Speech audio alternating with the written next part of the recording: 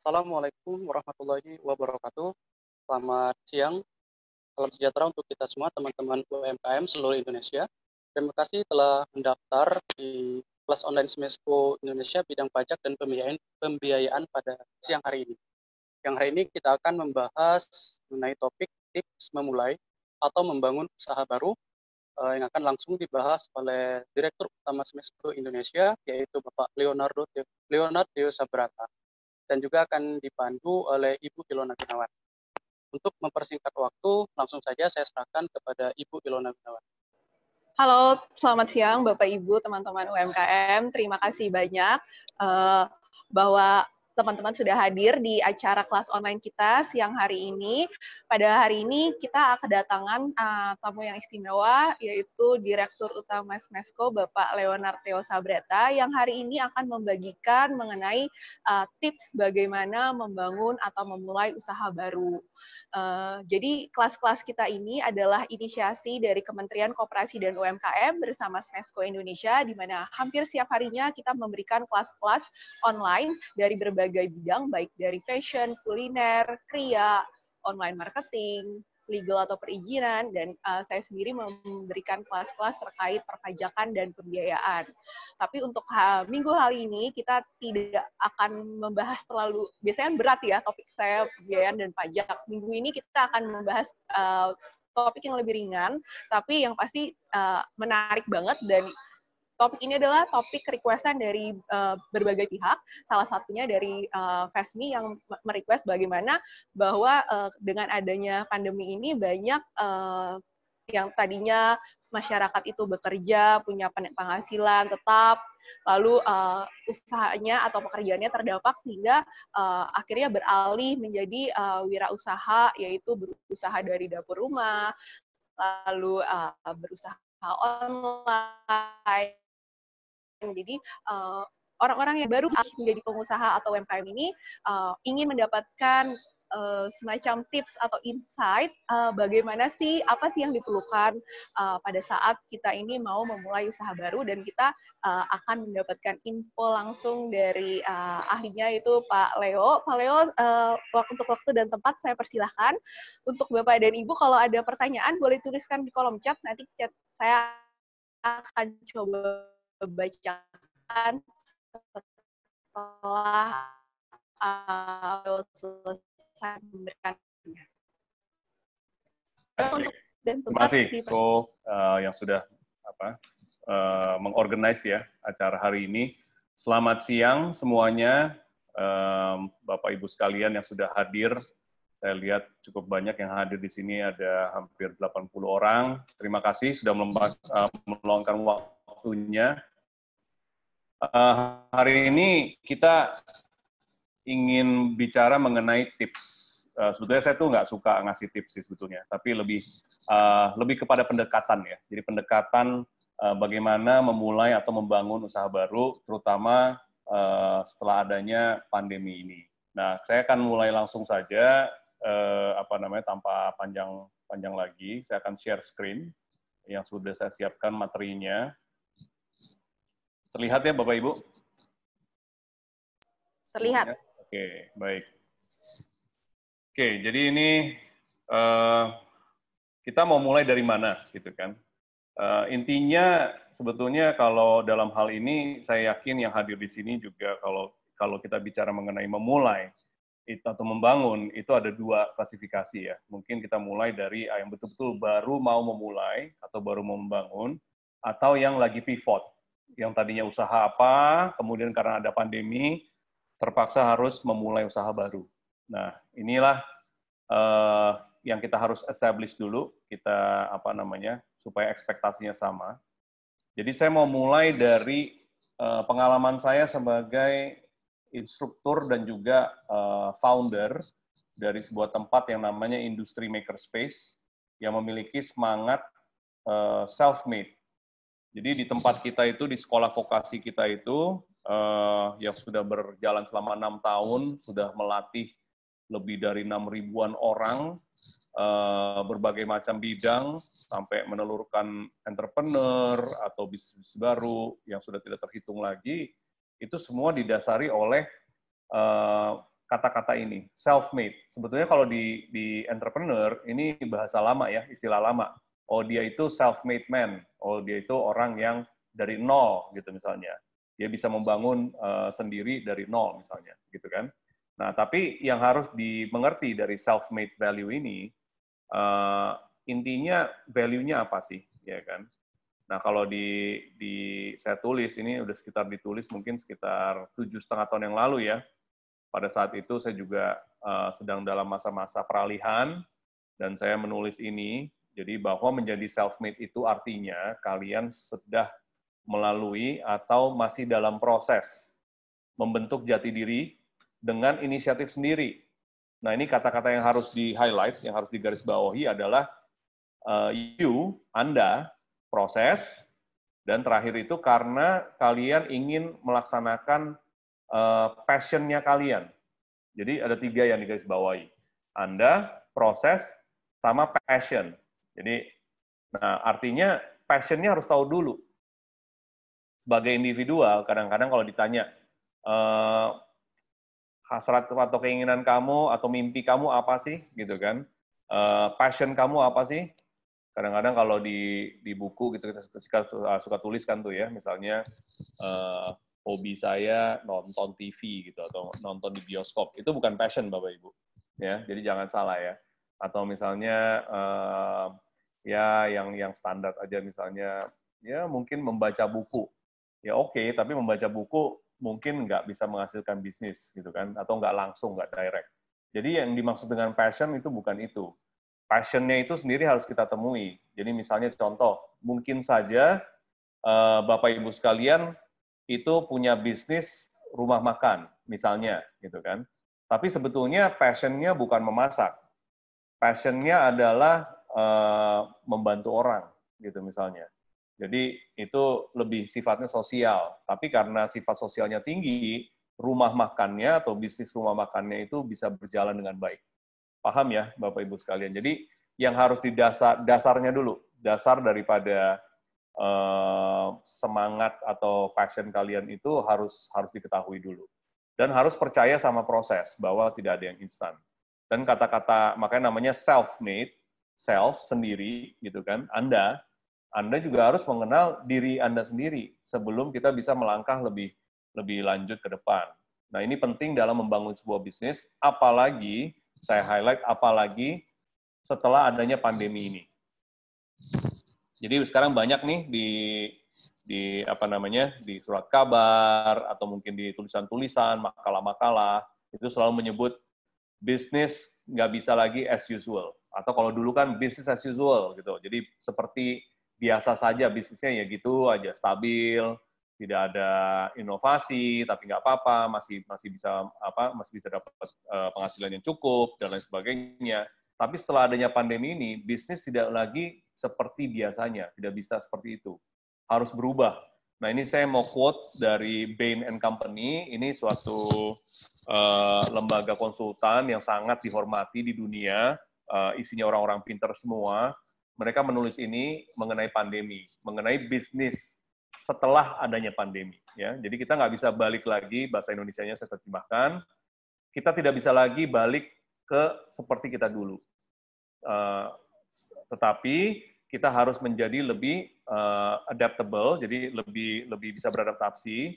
Learning organization itu artinya organisasinya itu mesti bisa belajar terus, ya kan, beradaptasi terus, bersaing nggak hanya dengan skala, tapi dengan kecepatan, gitu kan.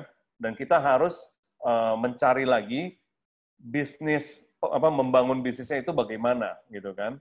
Dan kita mesti confident, gitu kan, dan juga memulai sesuatu yang baru, disrupt the status quo, dari krisis ini ke dunia yang baru, gitu kan. Nah, dunia barunya ini Bapak Ibu sudah tahu belum, gitu kan. Jadi pertanyaannya sebetulnya sebelum menentukan mau kemana, harus ada research, harus ada riset, harus ada pengenalan, identifikasi terhadap lini bisnis ataupun juga ladang bisnis yang kalian ingin tuju. Seandainya kalian berasal dari satu disiplin atau juga mungkin industri tertentu, Kalau mau masuk ke industri lain kan tentunya harus belajar ya. Makanya kenapa di industri itu dulu dan juga nanti di Smesco, sekarang ini kita penuh dengan pelatihan. Jadi ini non-stop learning ya Bapak Ibu sekalian. Kita nggak boleh stop belajar. Selalu belajar terus, dan ini tidak akan stop sampai akhir hayat sih kalau buat saya gitu kan. Jadi never stop learning. Nah, untuk mulai, ini kebetulan saya sadur dari kelas saya yang waktu dulu di Industry Makerspace, itu nama kelasnya How to Start Your Brand, gitu kan, bagaimana memulai bisnis baru. Dan sebetulnya saya nggak suka jargon-jargon, tapi ya udahlah, untuk kepentingan kelas, kita bikin aja jargonnya, gitu kan. START, start, artinya apa? S-nya itu speed, T-nya itu timing, A-nya itu action, R-nya itu release, T-nya traction. Nah, saya jelaskan satu-satu. Untuk mulai bisnis yang bagus, kalian perlu semua ini. Dan harus dimulai seperti ini, menurut saya.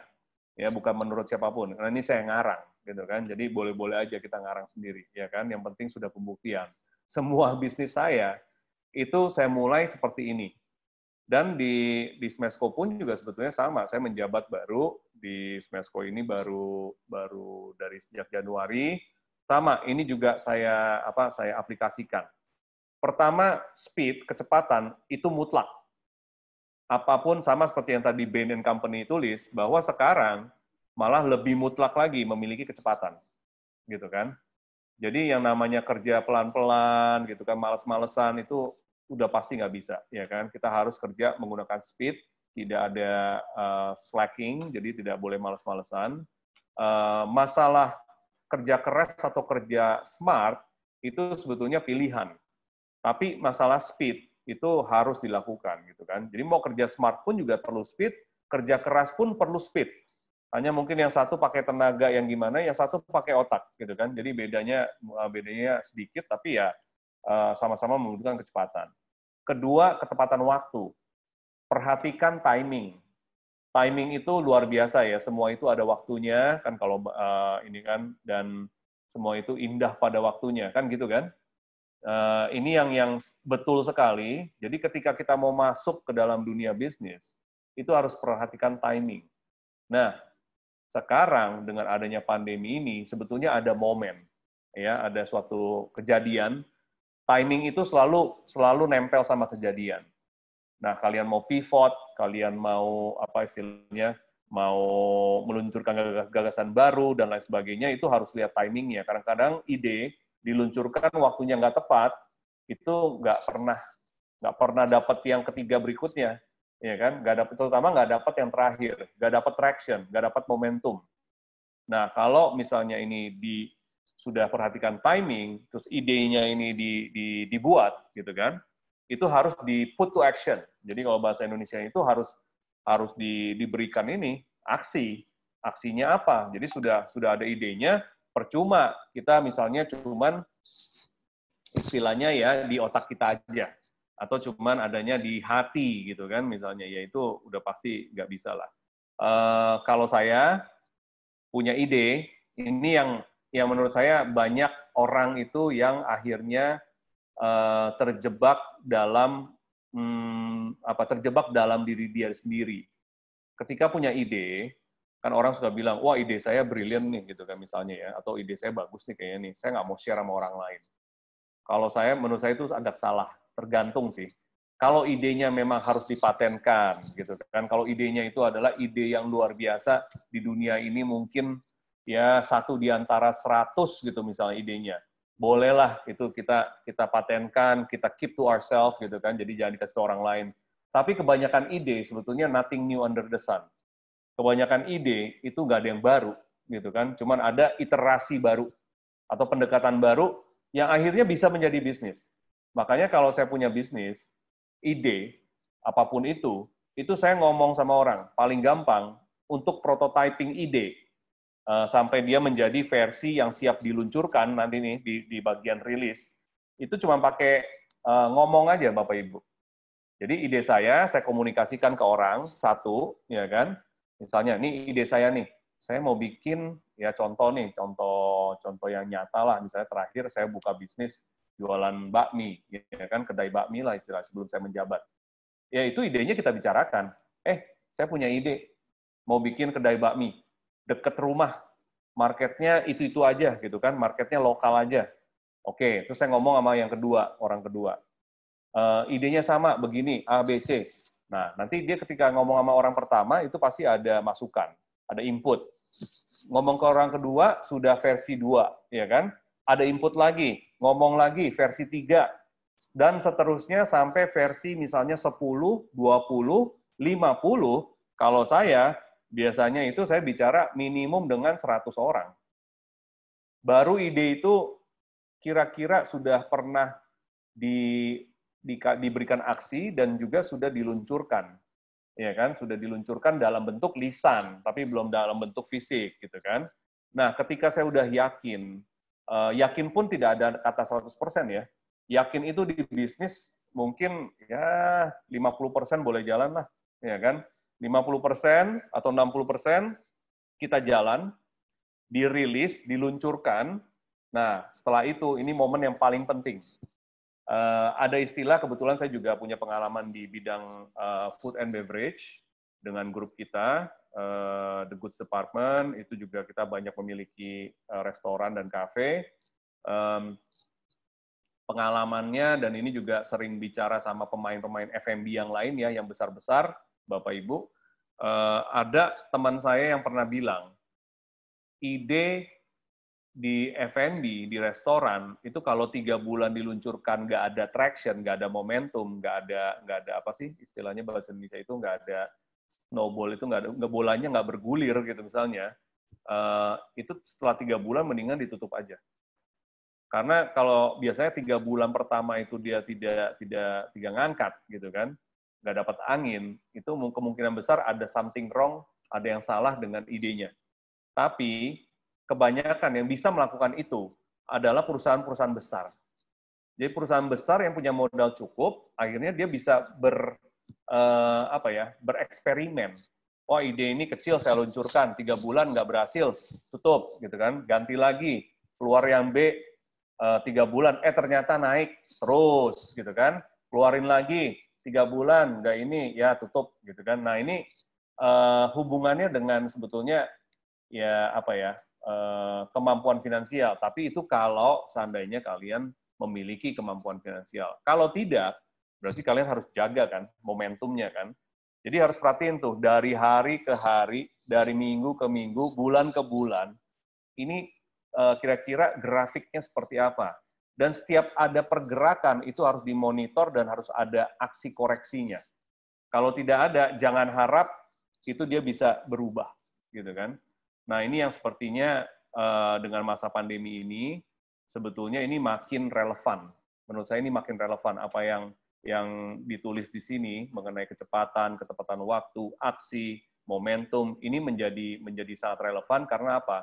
Karena kita nggak bisa lagi nggak bisa lagi mampu untuk bermalas-malasan atau mungkin juga ini ya, apa istilahnya, bereksperimen tanpa memikirkan situasi gitu, mungkin agak santai atau gimana, nggak bisa santai lagi lah istilahnya.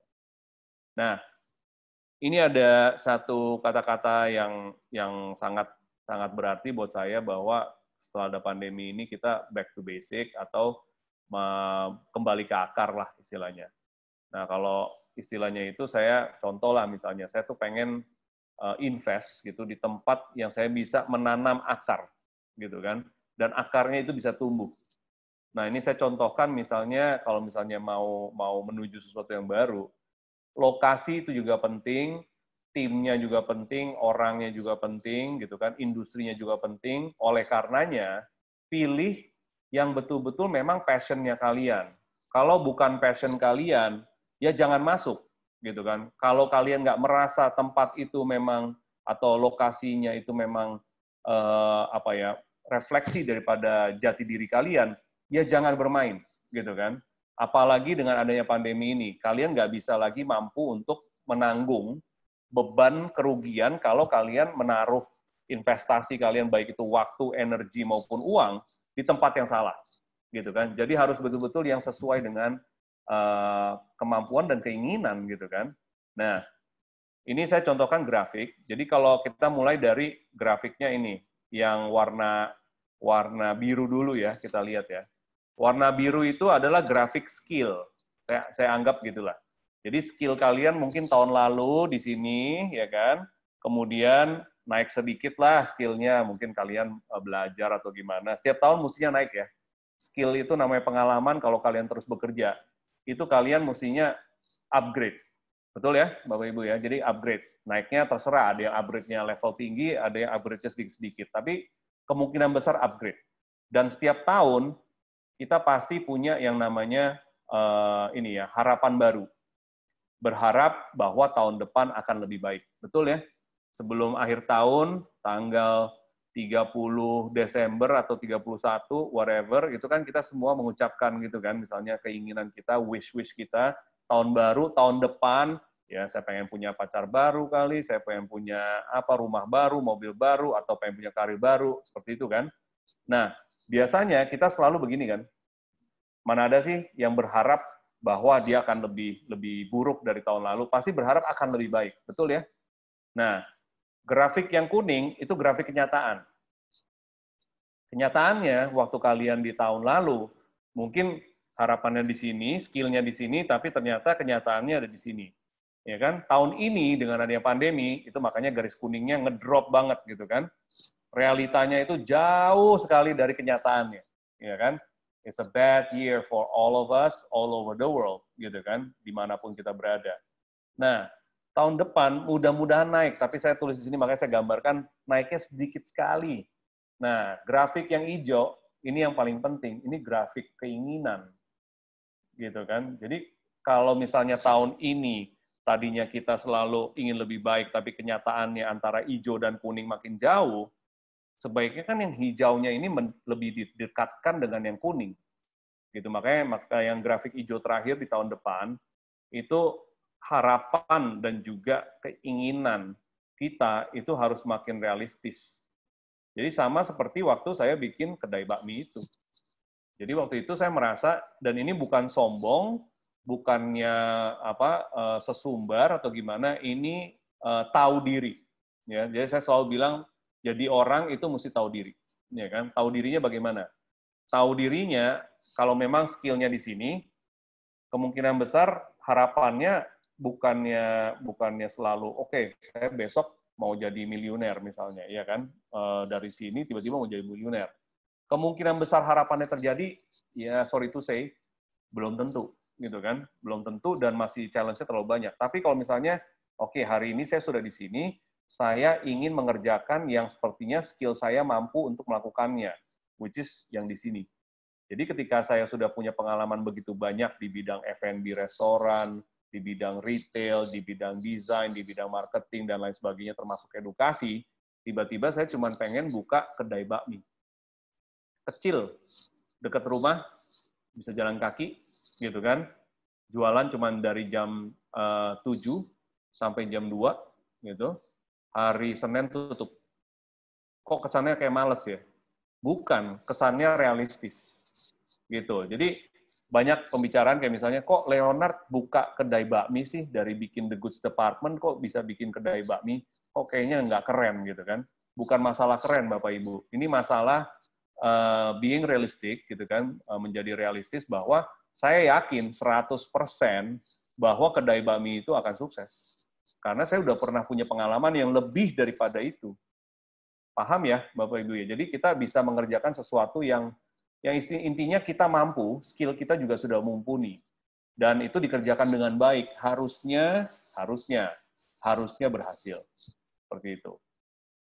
Nah, ini nomor 3 ini saya tulis menjadi diri sendiri dalam menjalankan usaha dengan menerapkan 360 branding atau sesuatu yang lebih approach-nya menyeluruh, gitu kan, holistik.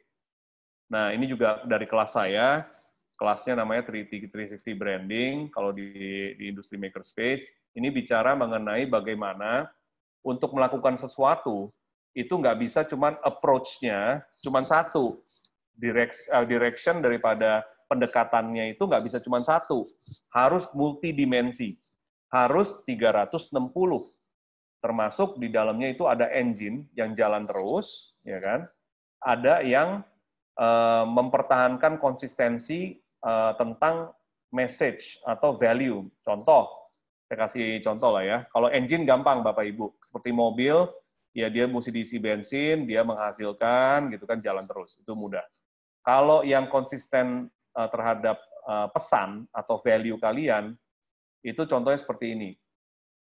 Menurut saya itu di dunia ini nggak ada yang namanya orang betul-betul baik sama betul-betul jahat, gitu kan. Yang ada adalah orang yang berusaha menjadi baik atau orang yang memang kejadian apa sehingga dia dicap menjadi jahat, gitu kan. Kalau orang yang baik, gitu, istilahnya dia setiap hari pasti berusaha berbuat kebaikan. Makanya image yang nempel adalah dia orang baik, tapi belum tentu dia selalu baik, gitu kan. Nah ini artinya sebagai bisnis kalian juga harus konsisten. Terus saja konsisten setiap hari. Misalnya contoh nih, bisnis kalian janji dari bisnis kalian, values gitu misalnya, itu menjanjikan bahwa tepat waktu. Jadi kalian setiap hari harus tepat waktu. Kalau bisnis kalian tidak tepat waktu, artinya dia tidak konsisten. Akhirnya positioning atau image-nya itu akan buyar dan rusak ini gara-gara satu titik aja gitu kan. Nah ini sangat-sangat penting. Kemudian setelah berkali-kali konsisten mengatakan misalnya tepat waktu, setelah itu kalian harus deliver dalam satu eksperiensial. Itu yang saya namakan aktivasi, event gitu kan, acara, talk show, itu tuh untuk memperkuat bahwa ketepatan waktu kalian itu harus dibuktikan, harus dirasakan. Kalau nggak dirasakan percuma gitu kan, maksudnya orang juga nggak akan membeli servis atau jasa atau produk kalian. Yang terakhir, itu hubungannya sama image building. Jadi pembangunan image, kalau bahasa gaulnya ini pencitraan. Nah, pencitraan siapa? Pencitraan kalian sebagai founder, sebagai pemilik bisnis. Kalau misalnya janjinya tadi tepat waktu, yang punya ternyata orang yang suka ngaret, mau meeting nggak tepat waktu, itu juga udah nggak klop, gitu kan. Jadi antara pemilik dengan janji bisnis, dengan bisnisnya, dengan eventnya, experience, ini semuanya harus nyambung, Bapak Ibu sekalian. Kalau enggak, istilahnya ini enggak jadi 360 branding. Jadi ya konsisten, ya contoh lah, Instagram saya sama real life saya itu harusnya konsisten, harusnya enggak ada pencitraan yang terlalu gimana. Walaupun sekarang saya udah jadi pejabat, istilahnya begitu. Kalau dulu, wah itu lebih konsisten lagi. Kalau sekarang adalah jaim-jaim dikit, gitu kan? Karena sudah jadi pejabat. Tapi sebetulnya harusnya konsisten. Saya memang begini orangnya, lebih to the point dan lain sebagainya. Ya nanti di bisnisnya juga sama. Kalau nggak konsisten, orang juga bingung. Customer kalian juga jadi bingung. Itu yang dinamakan 360 branding approach, holistic approach. Ya, harapannya ini selalu balance, Bapak Ibu, antara ini dengan ini, tapi kadang-kadang ada beberapa aspek yang memang harus lebih dikedepankan supaya lebih, karena memang lebih dibutuhkan pada saat itu. Nah ini terakhir, mungkin ini lebih suggestion ya, maksudnya saran aja. Saya sih ingin mengajak Bapak Ibu sekalian, termasuk saya sendiri, gitu kan, itu untuk fokus, terutama karena kita orang Indonesia, tinggal di Indonesia, sepertinya kita harus mulai fokus ke pembinaan daerah yang tertinggal atau perekonomian desa di level individu atau kelompok. Maksudnya individu, kalian sebagai individu atau sebagai kelompok, ini kita bantu teman-teman atau daerah-daerah di daerah-daerah yang lebih terpencil atau mungkin yang nggak usah terpencil sih, yang istilahnya tertinggal lah. Walaupun mungkin letaknya bisa aja satu kecamatan sama kalian, atau satu kelurahan, atau bahkan satu provinsi, ya satu pulau, gitu kan, nggak usah jauh-jauh. Kenapa? Karena perekonomian desa ini penting untuk kita tingkatkan, agar beban daripada perekonomian kota, yang sekarang kita tinggal ini, saya asumsi ya, bahwa yang hadir hari ini kebanyakan dari Jakarta. Kayaknya sulit ya untuk bisa melihat Jakarta sebagai sebuah kota yang ya istilahnya berhasil dalam quality of living dan lain sebagainya. Ini banyak problemnya lah. Tapi mudah-mudahan kita bisa dengan apa yang kita belajar dari tinggal di Jakarta atau tinggal di urban lah, nggak Jakarta doang. Kita bisa bagi knowledge kita, ilmu pengetahuan kita ke daerah-daerah yang memang membutuhkan dan mempertahankan kualitas-kualitas kehidupan yang ada di sana yang sudah hilang di level urban, gitu kan. Nah, ini yang menurut saya adalah opportunity atau kesempatan yang luar biasa untuk semua untuk bisa masuk ke dalam ranah ini. Dan ini letaknya banyak sekali titiknya di Indonesia, Bapak Ibu. Jadi kalau saya kebetulan, yang tadi saya bilang di nomor 2, plant your roots, gitu kan. Tanam akar kalian di mana kalian ingin akar itu tumbuh. Kebetulan kalau akar saya adanya di Jakarta, gitu kan. Nah, justru saya mau cari tempat lain nih, di mana saya bisa nancap akar yang lain, gitu kan. Tapi kalau akar kalian adalah kalian putra-putri daerah, misal dari pulau mana, baliklah, gitu kan, balik ke sana, tanam akar kalian lebih baik, gitu kan, dan dengan pengetahuan yang sudah kalian dapatkan. Itu mungkin satu pesan yang menurut saya sangat penting, dan Smesco juga sedang melakukan itu. Ada satu event namanya Lokahejo yang sedang kita rancang, itu meliputi lokatani, lokasaji, dan lokaseni. Jadi masuk ke dalam sebuah daerah, kita mau masuk dengan triple helix ini.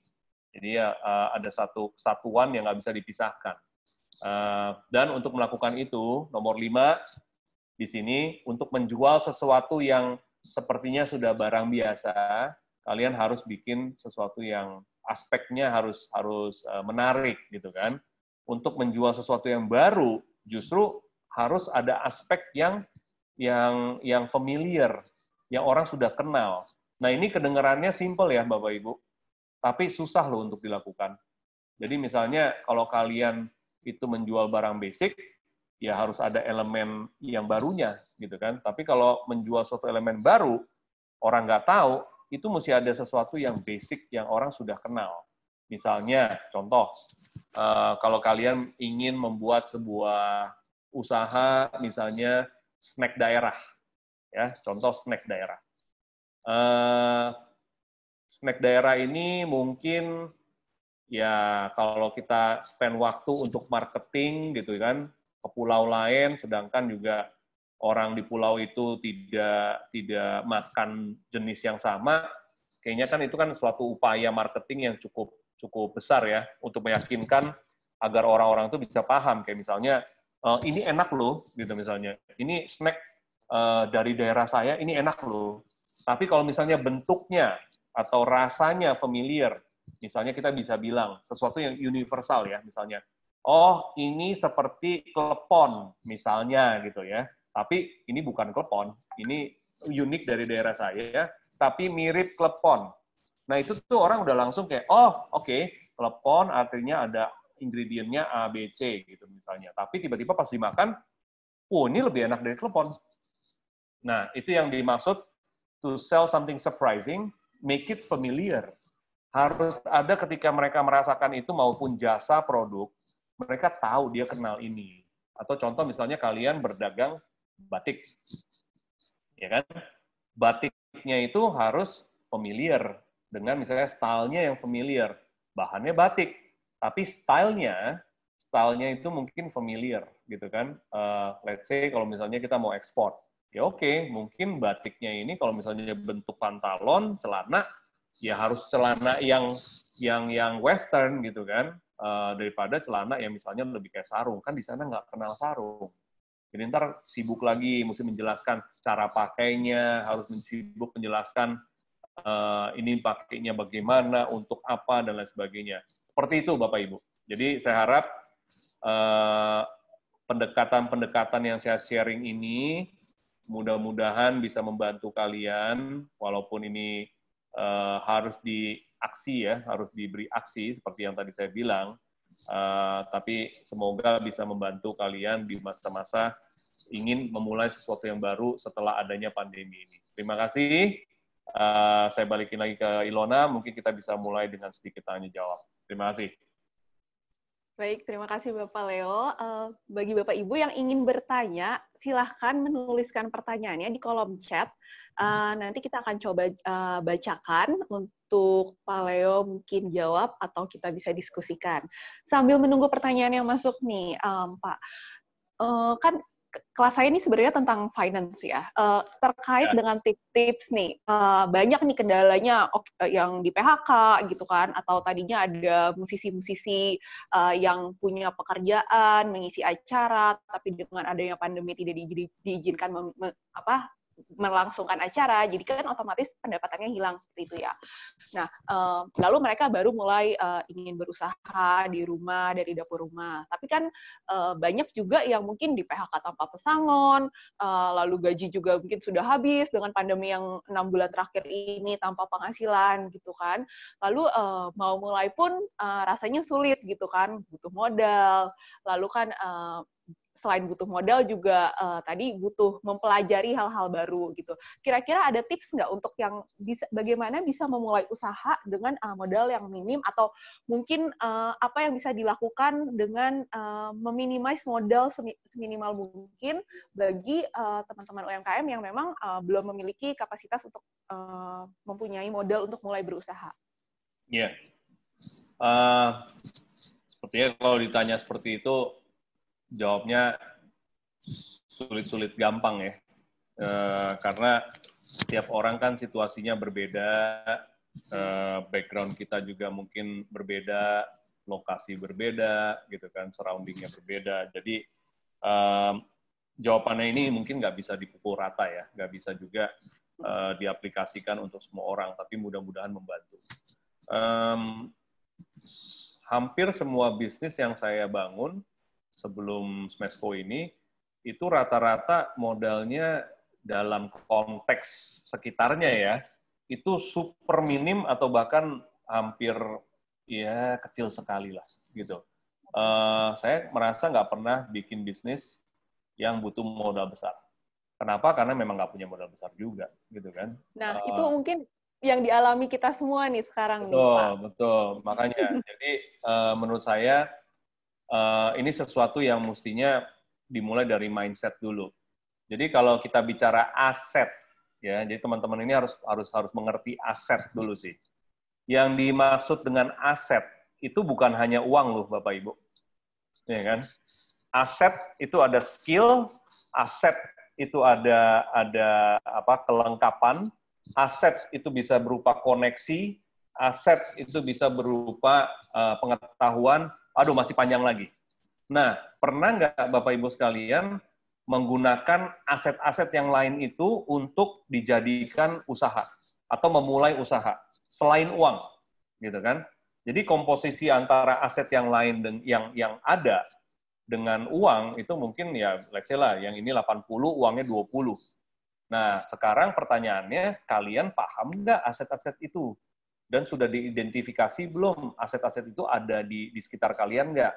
Termasuk misalnya aset-aset yang sebetulnya bukan dimiliki kalian, tapi bisa diakses oleh kalian. Contoh nih ya, wah tetangga saya ladang jagung gitu. Misalnya nih, saya cuman ini aja ya, bikin perumpamaan. Dia kayaknya akses ke marketingnya agak kurang nih, gitu kan.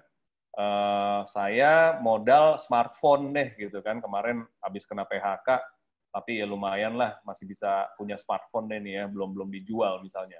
Oke, dia nggak paham misalnya connect ke marketplace gitu, yang misalnya khusus untuk ini. Mungkin kalian bisa bantu dia. Nah, ini kan opportunity bisnis. Ya sebetulnya asetnya adalah tetangga, aset dia, kalian, modal handphone dan pengalaman, dan juga pengertian pemahaman tentang marketing. Nah, itu contoh satu. Contoh dua, mungkin ya misalnya, ya kayak saya dulu kalau misalnya sebelum beli rumah nih, sebelum punya rumah nih, zaman dulu, saya tuh kerjaannya tuh buka Kompas, ya, hari Sabtu, terus pakai highlighter, Bapak Ibu, ya kan, warna hijau atau warna kuning gitu kan, stabilo. Terus saya highlight rumah-rumah yang mimpinya saya mau beli. Padahal nggak ada uang ya, Bapak Ibu. Modal untuk DP 20% KPR aja nggak ada loh. Ini kita bicara 20 tahun lalu, ya kan? Tapi setiap minggu saya lakukan. Setiap minggu. Dan hampir setiap minggu juga, itu saya pasti datengin rumah-rumah itu. Oh, didatengin juga, bukan Didatengin cuma juga, di-highlight gitu. iya didatengin pura-pura punya duit gitu kan, ketemu sama agennya, gitu, udah, oh ya ini rumahnya, terus rumahnya yang mahal-mahal lagi, rumahnya yang mewah-mewah lagi. Karena ya mimpi ya memang harus besar ya, tapi kita mulai dari situ dulu. Jadi selama 2 tahun, dan ini cerita story, real story ya Bapak Ibu, ini saya nggak ngarang, ini real story. Selama 2 tahun sebelum saya punya rumah itu, kerjanya seperti itu, setiap akhir pekan, gitu kan. Ya lucu-lucu aja kemana, dan mimpinya selalu ya pengennya punya rumah yang bagus gitu kan. Ya udah, akhirnya yang didapat apa? Informasi. Itu nomor 1, informasi. Jadi saya dapat informasi dulu. Sekarang kan kalau misalnya di era digital, itu ada yang namanya database. Database itu aset. Mengetahui ada barang di mana, harganya berapa, ya kan, posisinya di mana, bagaimana, itu aja bisa jadi bisnis Bapak Ibu, gitu. Asalkan kalian ngerti cara pakainya, gitu kan. Nah, akhirnya ketika saya mendapatkan rumah yang sekarang kita tempati sudah belasan tahun ini, dan pada saat itu ya basically udah ngumpulin uang cukup untuk DP KPR, saya ingat banget, Bank BCA itu baru keluarin KPR pertama kali di bawah 10%. Seumur hidup tuh nggak pernah ada bunga KPR semurah itu. Sekarang sudah lebih murah lagi, gitu kan. Tapi ini kita bicara waktu itu. Akhirnya diberanikan diri, beli, dan besokannya ya rekening saya sama istri 0. Literally 0. Nggak ada uang, udah. Kosong. Kosong di akhir bulan itu tagihan KPR-nya puluhan juta, Bapak Ibu. Itu kayaknya pada saat itulah saya jadi laki-laki beneran gitu. Ya kan? Baru itu beneran saya jadi jadi kepala rumah tangga beneran gitu kan. Itu namanya deg-degan itu luar biasa. Nah, tapi maksud saya belajarlah mengenal aset gitu. Kalau memang nggak punya uangnya, belajarlah mengenal aset-aset lain yang bisa jadi uang. Dan ketika itu sudah dikumpulkan gitu, baru dikombinasikan. Ya, kalau itu bisa membantu, contoh lah nih ya, kayak misalnya pemusik. Asetnya apa? Network, ya kan? Teman-teman, bisa bermusik, suaranya bagus, itu juga aset, ya kan? Saya dari dulu pengen bisa main gitar, sampai sekarang masih bego aja, gitu kan? Kalau ngeliat orang main gitar bagus atau main piano bagus, itu masih ngiri, gitu kan? Ya, mungkin bisa beralih dari pivot misalnya jadi guru les, saya nggak tahu gitu kan. Sekarang anak-anak kecil kan juga banyak yang kekurangan kegiatan dan Di lain rumah sebagainya di rumah, iya kan? Disuruh main musik sama bapaknya juga nggak mau karena bapaknya juga nggak bisa ngajarin, gitu kan? Iya, intinya gitulah. Intinya kalau bisa jangan menyerah hanya di titik saya tidak punya uang, gitu. Harus melihat keadaannya lebih menyeluruh, dan aset lingkungan itu juga powerful loh. Jadi kayak misalnya tadi kalian, ya misalnya ya contoh ya, secara kelokalan ya, kalian tuh mesti bisa mengidentifikasi kebutuhan lokal. Tanya deh sama tetangga kalian misalnya, kamu butuh apa? Sesimpel itu loh. Pernah nggak bertanya gitu misalnya sama sekitar kalian, kamu butuhnya apa? Saya bikin kedai bami itu karena saya tahu kebutuhan mereka tuh apa. Kebutuhan mereka itu tempat meeting pagi-pagi sebelum mall buka. Itu kebutuhan. Yang saya jawab dengan membuka kedai jam 7 pagi sudah buka. Jam 7 pagi sudah ada orang meeting. Yang datang ya orang-orang sekitar. Nah, seperti itu contoh ya, maksudnya menjawab kebutuhan lingkungan sekitar. Mungkin gitu sih, Ilona. Oke. Nah, ada pertanyaan lagi, Pak Leo, yang masuk ke kolom chat. Ini pertanyaannya, ada tips nggak sih bagaimana caranya supaya meminimais kerugian? Karena mungkin dengan resources yang terbatas, kita kan mau memastikan nih pada saat kita berinvestasi, nggak gagal gitu ya. Ya, waduh, saya kalau ditanya kayak gitu, harus bikin bisnis plan yang canggih gitu nggak sih sebenarnya? ya intinya sih gini sih, intinya ya tadi itu seperti kayak misalnya masalah ide, ya kan. Kadang-kadang orang itu meluncurkan usaha tanpa ada basis fundamental daripada ide yang memang atau rencana bisnis yang memang sudah solid gitu kan. Tapi udah keburu di nafsu lah istilahnya gitu kan, atau terburu-buru. Ya berhati-hati di awal, tapi juga tetap memiliki speed gitu ya, kecepatan itu penting gitu. Kalau masalah kerugian sih, aduh, saya rugi mah udah sering banget gitu kan. Atau misalnya gagal itu udah sering banget, tapi tiap kali ada kegagalan seperti itu ya kan skill saya naik. Betul. Ya kan? Uang sekolah ya? Iya, uang sekolah. Jadi saya ngelihatnya selalu uang sekolah gitu, walaupun dibego-begoin gitu kan, wah gila lu rugi ya, bego lu gitu misalnya, ya kan? Iya, biarin aja gitu kan, orang kitanya udah jauh lebih pinter kok. Dan saya sangat-sangat percaya itu loh, bahwa setiap kali ada kegagalan itu, saya lagi upgrading gitu kan. Dan makanya ketika sudah upgrade, melakukan sesuatunya juga jangan yang wah over lagi gitu kan, melakukan sesuatunya yang manageable. Makanya kerugiannya itu bisa di-manage, kan namanya manajemen, bukannya gambling, gitu kan. Itu sih, makanya saya tahu bahwa si kedai ini bisa di-manage dengan baik, karena ekspektasi kita juga nggak terlalu tinggi, dan kemampuan untuk manajemennya juga seharusnya tidak terlalu ribet. Jadi kita tahu gitu kan, tahu bahwa ini bisa di-manage dengan baik sehingga kerugian juga bisa di-manage, diminimalisir. Seperti itu sih kuncinya. Jadi makanya kalau bikin sesuatu jangan menghayal. Nah, ini terkait ada juga pertanyaan yang masuk nih. Apakah bisnis model kanvas sangat diperlukan, Pak? Karena ada yang bilang itu yang penting mulai dulu gitu. Tapi ada juga yang bilang kalau nggak direncanakan, main mulai aja nanti malah rugi gitu. Jadi itu yang benar tuh gimana sih? Kayak benar-benar harus perencanaan yang matang atau start small dulu sih, sambil jalan sambil belajar? Kalau saya percaya sambil jalan sambil belajar, tapi manageable ya. Jadi maksudnya resiko-resiko sembari belajarnya itu harus bisa di-manage, gitu kan. Kalau enggak kan ya langsung ruginya besar gitu kan.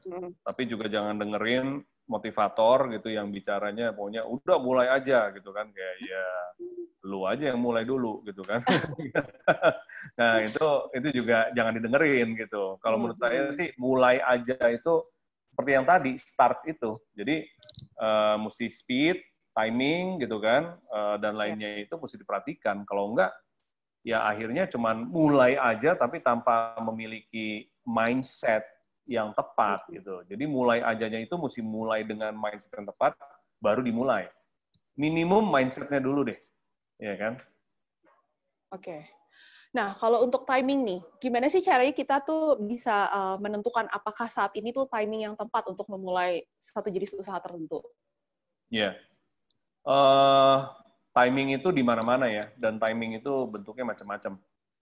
Jadi dan bisa beda-beda juga ya dan dari bisa beda-beda dari satu tempat dengan tempat lain, karena kebutuhan itu kan berbeda-beda di tempat yang lain, pada saat yang bersamaan, berbeda, ya kan, di tempat yang berbeda. Oleh karenanya, ya sekali lagi research gitu, riset dan pengetahuan terhadap lingkungan sekitar itu penting. Jadi supaya ketika kita memulai sesuatu itu timingnya tepat, karena timing itu bukan masalah keberuntungan. Karena orang suka bilang, wah dia beruntung tuh masuknya timingnya tepat. No. Opportunity is skill plus timing. Itu yang namanya opportunity. Skill plus timing ya. Yes. Jadi ketika opportunity atau kesempatan itu ada hadir di depan mata kalian, itu kalau kalian nggak ready, itu juga nggak jadi apa-apa. Ya kan? Karena kan misalnya, wah ini ada opportunity nih, ya kan, di sini di depan mata. Keputusannya adalah ini saya ambil, apa saya nggak ambil, gitu kan? Nah, keputusan ambil itu biasanya kalau ini karena kalian siap untuk mengambil keputusan itu, atau tidak. Dan siap dengan skill-nya juga gitu ya. Betul, ya biasanya kan siap itu berarti harus pede dong. Ya. Percaya diri kan datangnya dari memiliki sesuatu, memiliki kepercayaan diri dan juga skill gitu maksudnya. Bukan cuman asal pede doang, kalau asal pede doang ya mati aja lah. Gitu. kan, ya nggak Iya. mungkin juga gitu. Dan ini yang harus dimengerti banyak orang bahwa timing itu kayak misalnya main bursa saham, itu kan it's all about timing. Datangnya dari mana? Dari knowing the market, dari punya intelligence gitu kan, dari punya AI, BI dan semuanya lah, connection, discussion dan lain sebagainya, baru bisa menjadi pemain saham yang jago. Termasuk ya adalah misalnya keberanian diri dan lain sebagainya. Tapi kan biasanya dia berani karena punya informasi. Oke. Dan terkait skill nih, ada juga yang bilang saya saat ini belum punya skill marketingnya. Nah, dari Smesco sendiri kan kita memberikan pelatihan untuk mengupgrade skill itu ya, Pak ya, bahwa memang kita ingin menyediakan pendampingan supaya UMKM itu bisa naik kelas, bisa upgrade skill mereka, supaya bisa scale up juga gitu Pak ya. Nah, untuk Bapak Ibu yang memang ingin menambah skillnya, mungkin bisa follow Instagramnya Smesco @smescoindonesia. Di sana kita rutin memposting kelas-kelas yang akan diadakan, baik online ataupun offline nantinya. Selama ini semuanya tidak berbayar atau gratis. Apabila Bapak Ibu terlewat juga oleh kelas-kelas yang sudah kita adakan sejak bulan Maret, Bapak Ibu bisa mengunjungi YouTube-nya Smesco Indonesia. Di sana juga sudah diupload kelas-kelas online kita, dan saya rasa dengan berarti sudah sekitar 6 bulan terakhir kita rutin memberikan kelas dari berbagai 7-8 divisi ya setiap minggunya ya Pak ya. Itu saya rasa itu udah menjadi bekal untuk memulai yang cukup ya untuk mereka bisa atau Bapak Ibu ingin mengupgrade skill-nya. Di situ ada juga topik-topik mengenai online marketing, lalu e-brochure yang memang mengandalkan bagaimana caranya Bapak Ibu bisa mengupgrade skill marketingnya dengan mudah gitu ya Pak ya. Ya Ilona, itu kan sudah 103 ya kalau saya lihat ya, atau bahkan lebih gitu kan, webinar yang kita adakan dari sejak mulai pandemi itu. Artinya kan hampir satu hari satu. Itu kan gila sekali gitu kalau sebetulnya kalau saya pikirkan ya. Ini berkat teman-teman semua. Sehari bisa 2, Pak. Iya, luar biasa lah. Ini teman-teman semua tenaga ahli yang ada di Smesco ini kerja keras gitu kan. Dan saya rasa ini harus dimanfaatkan oleh teman-teman. Tinggal ke YouTube kita kan itu sudah dikataloging dengan baik kan semuanya kan. Ya, kalau sudah kalian ada rajin, YouTube-nya namanya apa, Ilona? YouTube-nya channel YouTube-nya Smesco Indonesia. Nah, ke YouTube-nya Smesco Indonesia, itu kalau misalnya kalian tontonin satu-satu, ya satu-satu, itu kalian udah kuliah, itu udah berapa SKS itu? Iya, udah berapa SKS itu ya. Mas Syukron ada yang minta linknya, mungkin boleh tolong di-share linknya. Tolong diklik aja itu, ya, Mas Syukron di channel YouTube-nya, iya. Itu mungkin udah ratusan jam itu kalau ditonton semua, Pak. Karena kan rata-rata satu kelas itu 2 jam ya. Betul. Itu luar biasa menurut saya ya, ambillah kesempatan ini. Kalau emang kalian rajin, ya modalnya apa? Modalnya kuota. Kuota doang. Iya kan? Nah gitu contoh ya kan? Ya kalau mau maju, ya minimum mesti punya modal sesuatu lah gitu kan. Oke, baik. Sudah jam 3 juga. Terima kasih banyak Pak Leo atas waktunya sudah menyempatkan diri untuk berbagi bersama teman-teman UMKM di sore hari ini. Mudah-mudahan kita bisa bertemu di lain kesempatan. Terima kasih Bapak Ibu sudah bergabung di kelas online hari ini. Terima kasih kepada tim Smesco juga yang sudah mendukung jalannya kelas online hari ini. Sampai jumpa di lain kesempatan. Terima kasih. Terima kasih semua. Terima kasih.